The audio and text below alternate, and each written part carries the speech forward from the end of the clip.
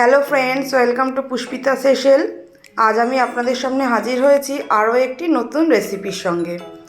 আজ আমি আপনাদের সঙ্গে শেয়ার করব চিকেনের একটি রেসিপি। এটা আপনারা বাড়িতে যে কোনো সময় রুটির সাথে ডিনারে বানিয়ে ফেলতে পারেন, খেতে খুবই ভালো লাগবে। একদম অন্যরকম একটি চিকেনের রেসিপি। এর জন্য প্রথমেই আমি এখানে 500 গ্রাম সলিড চিকেন নিয়ে নিয়েছি। এবার একটি কড়াইয়ের মধ্যে আমি জল দিয়ে দিলাম, দিয়ে ওর মধ্যে দিচ্ছি পরিমাণ মতো নুন, হলুদ গুঁড়ো ও একটু ভিনিগার দিয়ে আমি একে একে চিকেনের পিসগুলো ওর মধ্যে দিয়ে দেব।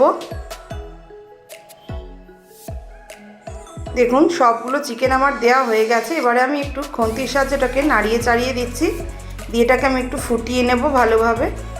কিছুক্ষণ বাদে এটা আমার ফুটে উঠেছে, আবারও একটু এটাকে নাড়াচাড়া করে নিচ্ছি, দিয়ে আরও 5 মিনিট এটাকে ফুটিয়ে নিয়ে আমি চিকেনগুলোকে জল ঝরিয়ে একটি পাত্রে তুলে নেব।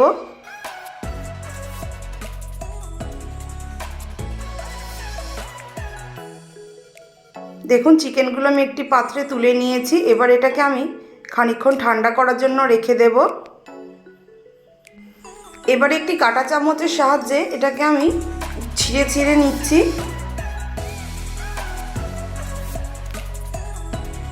আপনারা চাইলে হাত দিয়েও ছোট ছোট পিস করে ছিঁড়ে ছিঁড়ে নিতে পারেন। একইভাবে সমস্ত চিকেনটাই আমি এইভাবে ছোট ছোট পিস করে নেব। দেখুন, চিকেনটা আমার রেডি হয়ে গেছে। এবার একটি কড়াই বসিয়ে তার মধ্যে আমি দিয়ে দিচ্ছি সর্ষের তেল, দিয়ে তেলটাকে আমি গরম করে নেব। এরপর ফোড়নের জন্য দিয়ে দিচ্ছি মৌরি ও দেব কারি পাতা, দিয়ে এটাকে 25 থেকে 30 সেকেন্ড একটু আমি নাড়াচাড়া করে নেব। এরপর এর মধ্যে আমি দিয়ে দিচ্ছি দুটো বড় সাইজের পেঁয়াজ কুচি করে কেটে রেখেছিলাম, সেটাকে অ্যাড করে দিলাম, দিয়ে এটাকে একটু ভালোভাবে আমি একটু ভেজে নেব।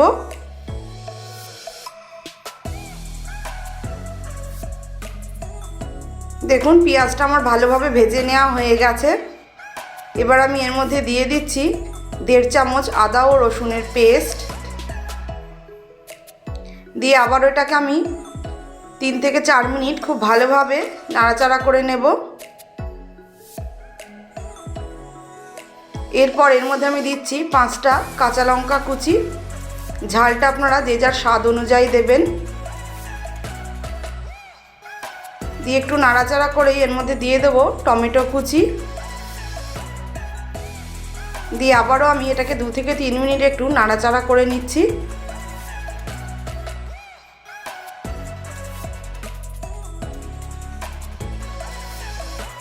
এবার আমি এর মধ্যে দিয়ে হলুদ গুঁড়ো, জিরের গুঁড়ো, ধনে গুঁড়ো, লঙ্কার গুঁড়ো, নুন দিয়ে আমি 5 থেকে 7 মিনিট খুব ভালোভাবে মশলাটাকে কষিয়ে নেব।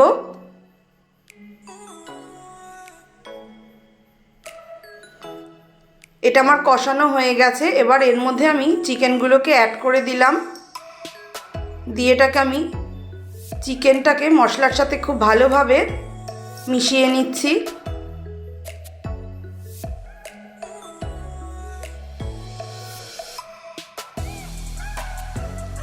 এরপর এর মধ্যে আমি দিয়ে দিচ্ছি 1 চামচ কাসুরি মেথি, হাতে নিয়ে একটু গুঁড়ো করে ওপর দিয়ে ছড়িয়ে দেব, দিয়ে আবার এটাকে আমি খুব ভালোভাবে রান্না করে নিচ্ছি।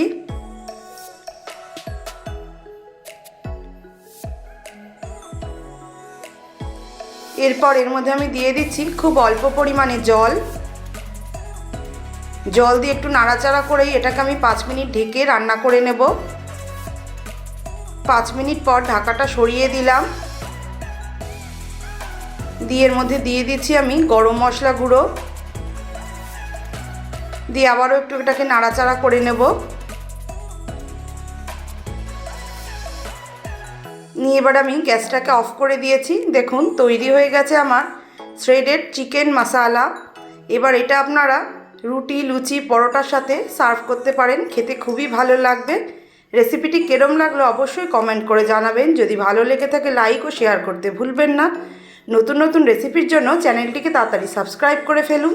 দেখা হবে আবার অন্য কোনো ভিডিওতে নতুন কোনো রেসিপির সাথে। সকলে ভালো থাকবেন।